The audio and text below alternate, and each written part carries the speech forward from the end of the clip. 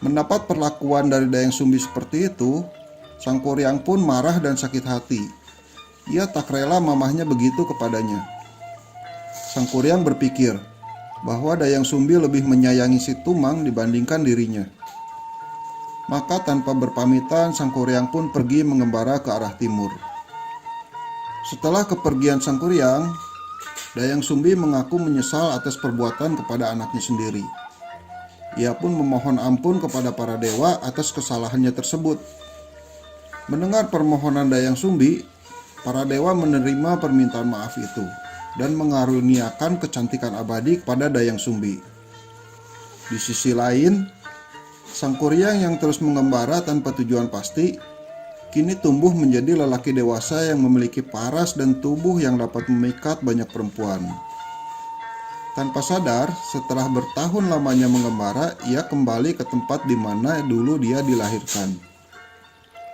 Sang Kuryang berhenti di salah satu pondok untuk meminta air minum kepada pemilik pondok tersebut. Tanpa disadari, ia terpesona dengan kecantikan Dayang Sumbi yang abadi.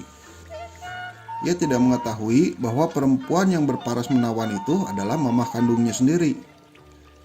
Begitupun yang terjadi pada Dayang Sumbi. Ketika melihat sosok gagah nan sakti di hadapannya, ia tidak menyadari bahwa lelaki tersebut adalah Sang Kuryang anaknya sendiri. Dari situlah tumbuh rasa simpati dan cinta, sampai akhirnya mereka merencanakan pernikahan. Sebelum melangsungkan pernikahan, Sang Kuryang yang mengganti namanya dengan Jaka berniat untuk berburu ke hutan. Dayang Sumbi pun membantu Jaka calon suaminya itu untuk mengenakan tutup kepala. Betapa terkejutnya Dayang Sumbi ketika melihat luka di kepala calon suaminya itu. Luka tersebut mengingatkan pada anak laki-lakinya yang telah meninggalkannya dulu. Ia sangat yakin bahwa lelaki gagah yang ingin menikahinya itu adalah Sang Kuryang anaknya. Melihat bekas luka tadi, Dayang Sumbi kemudian menceritakan kepada lelaki tersebut bahwa dirinya adalah Dayang Sumbi, orang tua kandung dari Sang Kuryang yang telah bertahun-tahun lamanya menghilang. Namun, Sang Kuryang yang telah dibutakan oleh hawa nafsu tidak mempedulikan penjelasan Dayang Sumbi dan tetap bersikukuh menikahinya. Sang Kuryang yang bertekad ingin menikahi Dayang Sumbi kemudian melamar perempuan itu untuk dinikahinya. Untuk menghentikan pernikahan itu, si Dayang Sumbi pun memberikan sebuah permintaan sebagai syarat untuk menerima lamaran dari si Sang Kuryang. Dayang Sumbi mengajukan permintaan yang sangat berat, yaitu meminta si Sang Kuryang membuat bendungan pada Sungai Citarum, dan di dalam danau tersebut terdapat perahu yang sangat besar. Namun, yang membuat permintaan itu berat adalah karena perkataan si Dayang Sumbi. Sebelum fajar terbit, kedua permintaan itu harus telah selesai engkau kerjakan. Tanpa ragu, si Sang Kuryang menyanggupi permintaan dari Dayang Sumbi. Baiklah, aku akan memenuhi permintaanmu. Segeralah Sang Kuryang ke toko material untuk belanja seluruh peralatan. Sang Kuryang pun memulai aksinya untuk membuat perahu dan menebang pohon besar. Sementara cabang dan ranting pohon yang dibutuhkan ditumpuk sampai suatu hari menjelma menjadi gunung Burangrang. Perahu besar pun berhasil dibuat Sang Kuryang. Setelahnya, lelaki gagah nan sakti itu memanggil para makhluk halus untuk membantu membendung aliran sungai Citarum yang deras untuk dibuat sebuah danau sesuai dengan permintaan Dayang Sumbi. Semua yang dilakukan Sang Kuryang membuat Dayang Sumbi merasa cemas karena pekerjaannya sebentar lagi selesai sebelum berganti hari.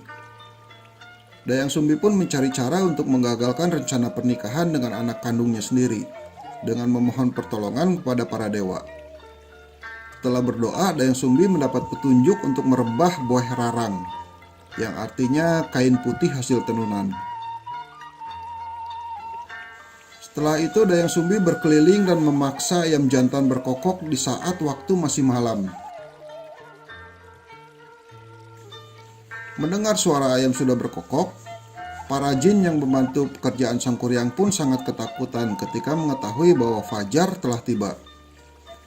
Mereka kemudian menghilang ke segala penjuru dan meninggalkan Sang Kuryang dengan pekerjaannya yang belum selesai.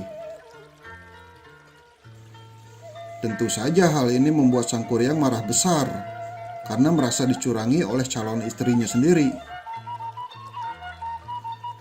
Sang Kuryang meyakini bahwa fajar yang sesungguhnya belum tiba dan masih banyak waktu untuk para jin menyelesaikan danau tersebut.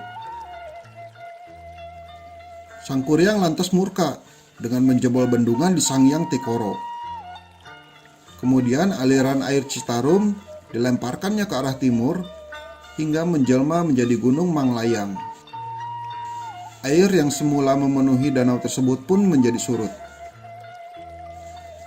Sang Kuryang kemudian dengan kekuatan saktinya menendang perahu yang tadi ia buat hingga jauh dan jatuh terlungkup sampai menjelma menjadi sebuah gunung yang kemudian disebut sebagai Gunung Tangkuban Perahu.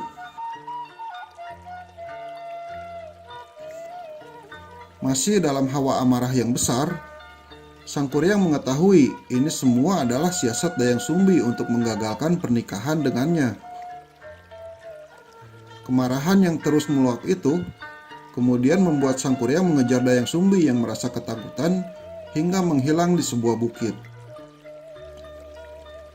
Selain perahu yang menjelma menjadi Gunung Tangkuban Perahu, bukit yang menjadi tempat menghilangnya Dayang Sumbi pun ikut menjelma menjadi Gunung Putri.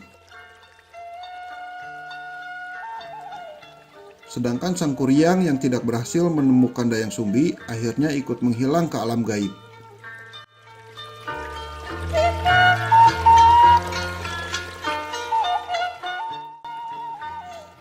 Jadi itulah cerita sejarah Tangkuban Perahu, teman-teman.